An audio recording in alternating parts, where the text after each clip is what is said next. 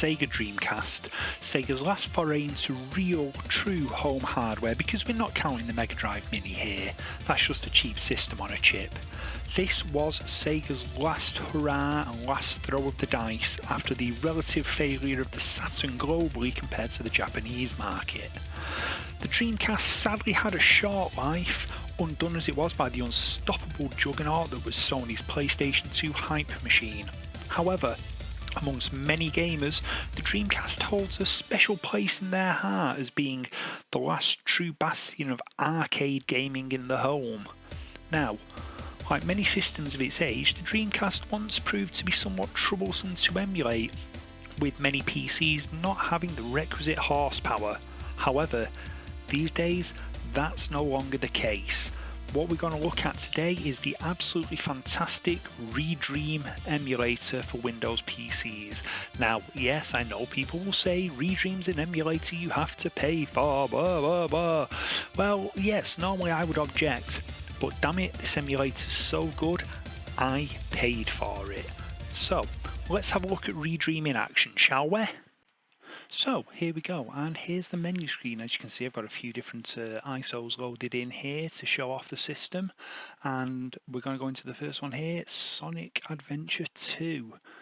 Now, as you can see, we're getting a cracked version, naughty me. Ooh.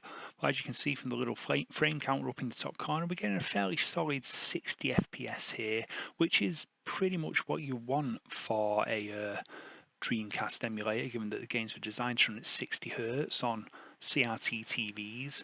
Now, I actually have this with a massively bumped up resolution. I've got the emulator itself upscaling the resolution to a full 1080p here, and you know what? I think it looks spectacular. I mean, the Dreamcast always looked good anyway, especially on a CRT, but as soon as you pop it into this emulator, it looks absolutely outstanding. Now, I've skipped the intro scene because it's a bit weird, and here we are, and as you can see, it's rock solid.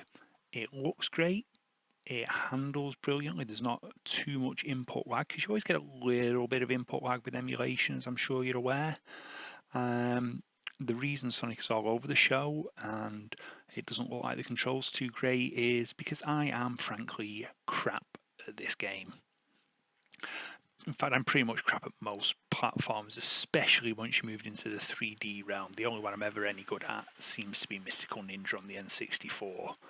But yeah, this is a darn good looking game. It's exactly what you want from a title running in an emulator. Everything seems to work perfectly. It's smooth, it's fast, there are no glitches, no hiccups. Yeah, anything that doesn't look right here or looks a bit weird is just me. I mean, yes, with the upscaling you can see just how low res some of the original textures were, but that's pretty normal. This was the Dreamcast generation after all, and they weren't working with the huge amounts of video RAM and system RAM that we're working with now.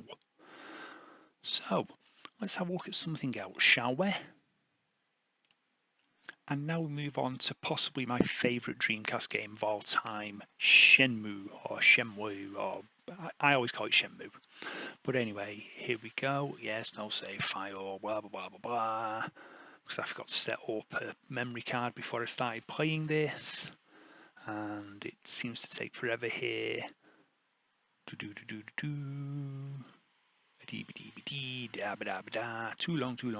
long. There we go. This is just me being slow, pressing buttons and such, to be honest. But here we go.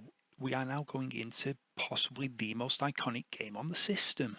And again, it looks phenomenal with the graphics upscaled. I had turned off the FPS counter here, but this is still going full tilt. You can see some of the difference there between the different textures used. You know, obviously, like I said, the emulator really does show these differences off at times, but it offers a silky smooth system to play on.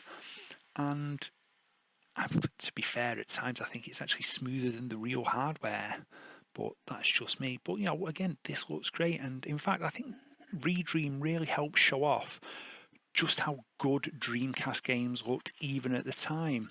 I would argue that there are many Dreamcast games such as Shenmue here, which actually look better than some of the hardware that came later, such as the PS2. In fact, I don't even think that's an argument. The PS2 often looked muddy, much more blurred than this, but such is life. But yeah, everything's a dream to get running on the Redream emulator here. You know, the menus are nice and simple. It feels much less like an emulator and much more like an actual game when you get into the settings on it, which to me is good because sometimes emulators can be a bit bare bones and have an assumption of people's technical knowledge, whereas Redream is an emulator for everyone. It's clearly designed from the ground up to be as easy as possible to use, and it works. Now, you saw all the games I had on the menu. I've not come across a single problem with any of the games I've tried yet, which is not to say that there may not be. No emulator is completely perfect. There will always be games that use tricks and such to change how they handled the original hardware to do things that the hardware wasn't technically supposed to do. But thus far, everything has run like like a dream on the Redream emulator for me. So yeah, I love this emulator, and I heartily recommend people actually coughing up the few pounds or dollars that it is to purchase it. It is the best of the Dreamcast emulators that I've tried, and in fact it's one of the best emulators I've ever tried, full stop. So yeah, I can honestly say if you want to do Dreamcast emulation, you've got a decently spec'd PC, then Redream is the way to go if you can't get hold of, you know, any original hardware, or you don't want to try any other emulators. This is the one. It looks great. It's easy to use. Yeah, this is a total recommendation. Redream, I would say, is a solid 10 out of 10, which I know, perfect scores, blah, blah, blah, nothing's perfect, but this is as close as damn it, really, in terms of an emulator. And to be fair, if more emulators were constructed and put together like Redream, I think a lot more people would appreciate emulators than they do. But anyway, this is Learned Rob. This is a 1632-bit. Thank you for watching. If you've enjoyed this video, do hit like, do subscribe to the channel, and feel free to leave me your comments below. So, until next time, I'm Rob, and I'm saying so long.